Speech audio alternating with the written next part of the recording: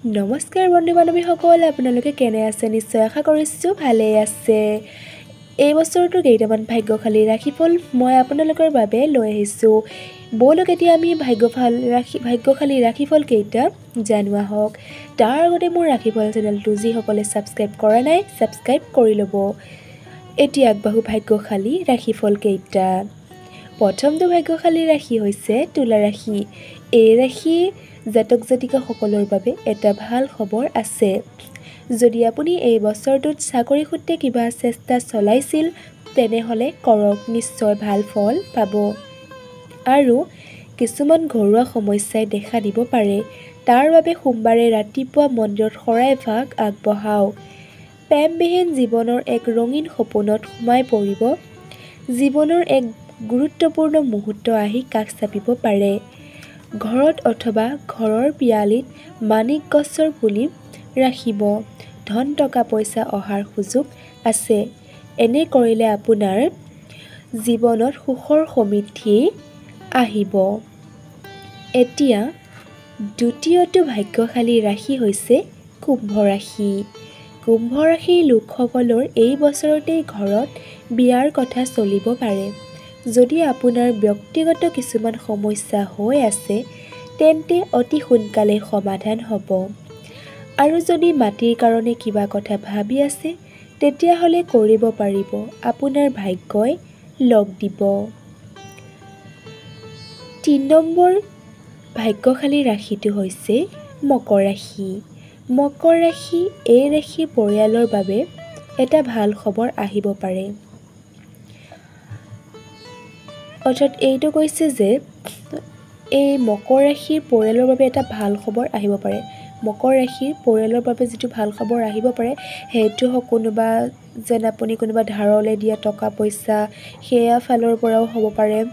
নতুবা আপোনাৰ কোনোবা চলি থকা ভাল খবৰ বাতৰি, কোনোবা আলহী বা কোনোবা ঘৰুৱা সম্বন্ধৰ বিশেষ পুৰণিকলীয়া বন্ধু, অন্যান্য ধৰণৰ সুখবৰ বা সুখৰ সংবাদ আহিব পাৰে, ভাল খবৰ আহিব পাৰে, তেনেধৰণৰ বিষয় কৈছে।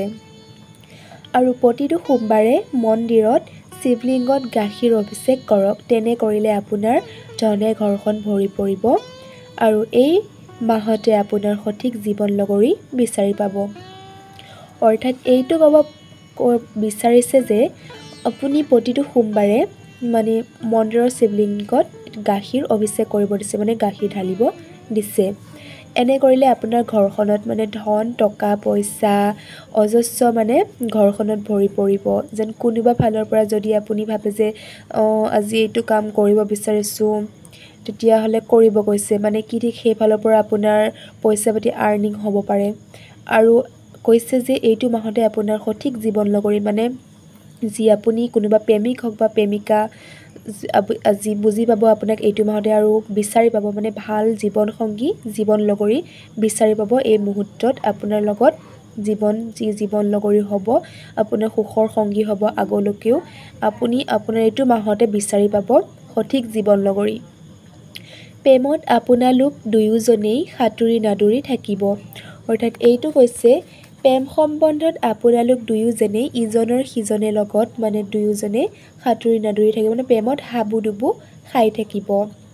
ভালদৰে প্ৰেমবিহীন জীৱন আপোনালোক ভালদৰে পাৰ হ'ব। আৰু ইজনে সিজনক ভালদৰে বুজি পাব।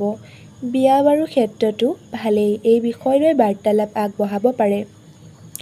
অৰ্থাৎ এইটো কৈছে আপোনালোকে ইজনে সিজনক অলপ সময় দিব আৰু কৈছে যে ইজনে সিজনক ভালদৰে বুজি পাব। অৰ্থাৎ এইটো কৈছে বহুদিনৰ পৰা যদি কিবা এটা সমস্যা হৈ আছিল, দুয়োজনে ইজনে সিজনক লৈ এটা সমস্যা বা কিবা এটা কথাক লৈ অলপ খেলি মেলি হৈ আছিল, সেইখিনিত আপোনালোকে অলপ মানে আজি ইজনে সিজনক ভালদৰে বুজি পাব।